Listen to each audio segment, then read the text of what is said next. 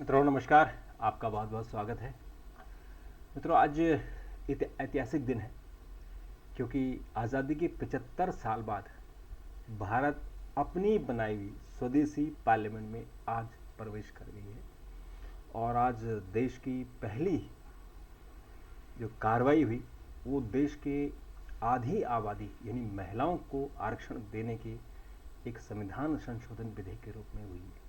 आज बड़ा ऐतिहासिक दिन है। मित्रों आपको पता है कि हमारी जो पुरानी संसद है वो अंग्रेज़ों की बनाई हुई है। और हालांकि ये कह सकते हैं कि उसका जो ठेकेदार था वो भारतीय था और जो आर्किटेक्ट थे वो लुटियन, जिसने पूरी लुटियन दिल्ली यानी नई दिल्ली का जो डिज़ाइन किया है वो लुटियन ने किया है, रॉबर्ट एडविन लुटियन ने और बेकर ने। तो इन दोनों ने ये जो पुराना संसद भवन जो उसको हम पुराना करें, आज से उसका नाम संविधान सदन हो गया है, इतना खूबसूरत बनाया, इतनी मजबूत बनाया कि आज हम लोग सारी दुनिया उसको, अगर हमें एक अपने किसी भी संसद की, दुनिया की किसी भी संसद को अगर हमने प्रदर्शित करना है तो एक आइकॉनिक बिल्डिंग सामने आती है कि ये भारतीय संसद है। तो उसको हमने अलविदा कह दिया। कल लोकसभा राज्यसभा को अलविदा कहा और आज सेंट्रल हॉल को अलविदा कहा। ये सेंट्रल हॉल वही है जहां भारत की संविधान सभा बैठी थी, यानी जो अंग्रेज़ों के समय काउंसिल हाउस यानी हाउस ऑफ काउंसिल होती थी, जो अंग्रेज़ों की भारत को चलाने के लिए एक काउंसिल होती थी यानी परिषद थी जिसके हेड जो है वायसराय होते थे और उसके बाकी मेंबर होते थे। और उसमें 1935 के बाद इलेक्शन हुए तो राज्यों से प्रतिनिधि आते थे जिसको राज्य परिषद कहते थे यानी काउंसिल ऑफ स्टेट्स कहते थे। और जो लोकसभा, आज की लोकसभा है, उसको हाउस ऑफ पीपल्स यानी उसमें प्रतिनिधि चुन के आते थे। तो उस वक्त लगभग जो 1947 से पहले पहले तक उनकी संख्या कम थी, करीबन 250 के आसपास रही होगी।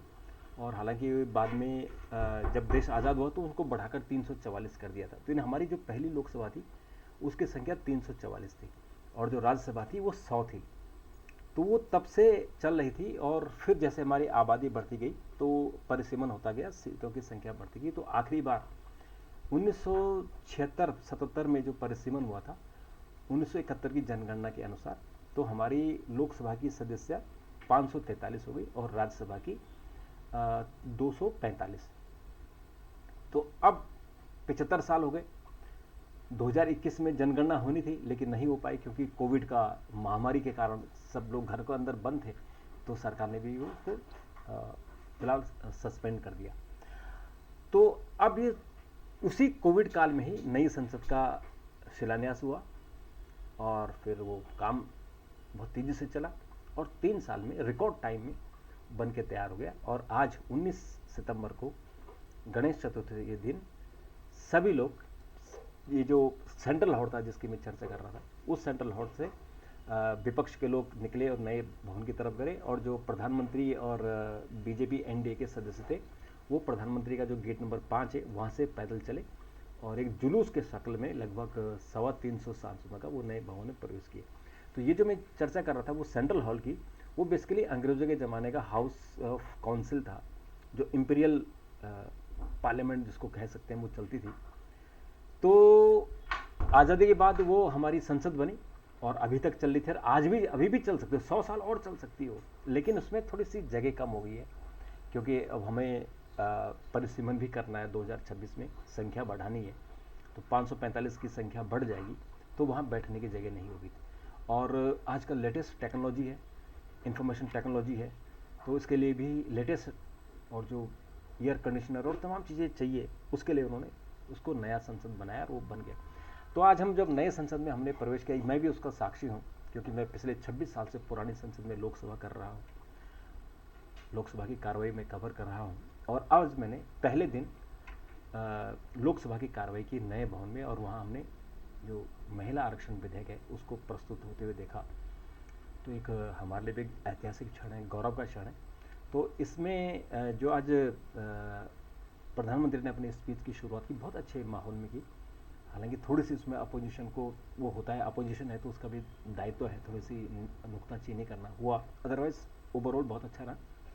और जब आरक्षण महिला आरक्षण विधेयक हुआ तो जैसे प्रधानमंत्री ने कहा कि हमको देश को आगे लेके जाना है और महिलाओं को आप जितनी शक्तियाँ देंगी वो उतना निखर कर आएंगी और वो उतना ही अच्छा परफॉर्म करेंगे। जैसे आज हर क्षेत्र में महिलाएं हैं, लड़ाकू पायलट महिलाएं हैं, खेल में आप देखिए हर खेल में गोल्ड मेडल और तमाम मेडल महिलाएं लेके आ रही हैं। सिनेमा में देखिए, कोई भी फील्ड में, साइंटिस्ट देखिए, अभी जो चंद्रयान और आदित्य मिशन है उसकी जो मिशन डायरेक्टर और उस टीम में जो शामिल है वो 2 महिलाएं हैं जिन्होंने नाम कमाए। तो इसलिए ये जरूरी था कि महिलाओं को राजनीति में भी उचित प्रतिनिधित्व मिले। अभी एक 543 की सीटों में 82 सांसद महिला हैं और जब आरक्षण हो जाएगा तो ऑटोमेटिकली 181 हो जाएंगे। लेकिन अभी हमें थोड़ा सा इंतजार करना पड़ेगा। क्यों? क्योंकि जो परिसीमन होगा वो 2026 में होगा और अभी जनगणना नहीं हुई है। तो विधेयक में लिखा गया है कि जनगणना होगी और परिसीमन होगा तो आरक्षण दिया जाएगा। क्योंकि 2024 के चुनाव में तो नहीं हो सकता है, क्योंकि 6 महीने केवल रहेंगे, 6 महीने में परिसीमन नहीं हो सकता है। और अब जो जनसंख्या जनगणना आएगी वो मुझे लगता है कि अगर अभी शुरू होगी तो कम से कम 4 साल लगते हैं उसको आने में। तो ऐसा लगता है कि 2029 के चुनाव में महिलाओं को 33% आरक्षण मिलेगा। ये हो सकता है अगर ये अच्छी बात हो कि पॉलिटिकल पार्टियां अपने अंदर 33% सीटें महिलाओं को दे तो उनका प्रतिनिधित्व 33% से कहीं अधिक हो जाएगा, क्योंकि फिर अधिक संख्या में महिलाएं लोकसभा और विधानसभाओं में आ सकती हैं। तो ये एक ऐतिहासिक पल था कि वो एक बिल पेश हुआ और बहुत महत्वपूर्ण बिल पेश हुआ जो 1971 से इस बिल को लाने की कोशिश हो रही है और 1996 में पहली बार देवगढ़ सरकार में इसको टेबल किया गया, पास नहीं हुआ। फिर अटल बिहारी वाजपेयी ने 2-3 बार पेश किया, वो लैप्स हो गया, पास नहीं हो पाया। और 2008 में डॉक्टर मनमोहन सिंह ने राज्यसभा में पेश किया था और 2010 में से पास किया था, लेकिन ये लोकसभा में पास नहीं हो पाया था क्योंकि लोकसभा में जो वो खिचड़ी सरकार के सहयोगी दल थे वो तैयार नहीं थे कि ये, क्योंकि इसको समाजवादी पार्टी और जो क्षेत्रीय दल हैं आरजेडी है वो उसका विरोध कर रहे थे, वो आज भी इसका विरोध कर रहे हैं। तो अगर ये पास हो जाता है तो मुझे लगता है कि सबके लिए, चाहे कोई भी पॉलिटिकल पार्टी हो, महिलाओं के लिए बहुत अच्छा होगा, प्रतिनिधित्व मिलेगा और उनकी सहभागिता, नीति निर्णय में उनकी सहभागिता बढ़ जाएगी। तो ये आज जो नई संसद का एक ऐतिहासिक पल, 75 साल बाद हम नए हाउस में गए हैं और अब ये जो उम्मीदें हैं, आकांक्षाएं हैं, जैसे आज जब सेंट्रल हॉल में प्रोग्राम था तो प्रधानमंत्री ने कहा कि ये जो प्रोग्राम है ये हम 2047 में देश को विकसित देश के रूप में देखना चाहते हैं और उस वक्त 2047 में जो लोग होंगे वो देखेंगे कि देश हमारा कितना आगे बढ़ गया है, उसका संकल्प लेकर हम काम करेंगे। और उन्होंने साफ कहा कि रोने धोने का समय नहीं है, अभी आपको बहुत हार्ड, कठोर निर्णय लेने हैं। तो उसी निर्णय के तहत आज उन्होंने बिना किसी पूछे, बिना किसी के ऑल पार्टी मीटिंग की आज विधेयक पास कर दिया, पारित कर दिया और कल सुबह ये लोकसभा में लगेगा। सुबह 11 बजे से 7 घंटे की चर्चा होगी, शाम तक ये पास हो जाएगा। और आज सरकार ने काम और किया, लोकसभा सचिवालय ने, कि जो नया संसद भवन बना है उसका उत्तरी क्षेत्र में वो लोकसभा मार्ग होगा, जो उसको अभी रेड क्रॉस मार्ग कहते थे, अभी लोकसभा मार्ग होगा।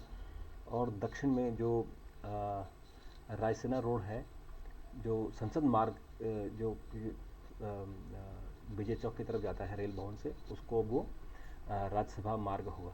तो ये भी एक अच्छी बात है। और जो पुरानी संसद होगी वो अब संविधान सदन होगा, क्योंकि हमारा संविधान वहीं बना था। 2 साल 11 महीने 28 दिन उसी सेंट्रल हॉल में ही बहस होती थी, चर्चाएं होती थी, डिस्कशन होते थे और उसमें वो फिर हमारा संविधान बनकर तैयार हुआ और फिर 26 नवंबर 1949 को पास हुआ, वो लागू हुआ, हमने अडॉप्ट किया, लागू हुआ 26 जनवरी 1950 से। तो 1952 में जब हमारा पहला चुनाव हुआ, रिजल्ट आए, तो तब ये जो हाउस ऑफ काउंसिल है उसको भारतीय संसद बनाया गया और एक सदन को लोकसभा, एक सदन को राज्यसभा। हालांकि राज्यसभा 1954 में नाम दिया गया था, वो हाउस ऑफ स्टेट्स था, और लोकसभा भी 1953-54 में लोकसभा नाम दिया गया था, वो हाउस ऑफ पीपल्स था, यानी जिसको हम निचला सदन बोलते हैं। तो मित्रों, आज की इस ऐतिहासिक मौके पर आज हम अपनी बहस को इतना ही सीमित रखेंगे कि आज 75 साल बाद हमें नई पार्लियामेंट मिली है और हमने महिला आरक्षण विधेयक पेश किया है, जिसका नाम नारी शक्ति वंदन विधेयक है। ये संविधान का 128वां संशोधन है और इस संशोधन के कारण महिलाओं को उचित प्रतिनिधित्व मिलेगा, जैसे कि पंचायतों में मिल गया। पंचायतों में 50% सीटें महिलाओं के लिए आरक्षित है। तो आप देखते होंगे कि कितने ग्राम प्रधान महिलाएं हैं, तो उन्हीं में से ही निकल के फिर वो विधायक बनती है, फिर सांसद बनती है। ये बहुत अच्छा होगा कि ये राजनीतिक तौर पर एम्पावर्ड किया जाए। तो मित्रों, आज के लिए इतना ही, कल फिर मुलाकात करते हैं। तब तक के लिए नमस्कार, थैंक यू, धन्यवाद।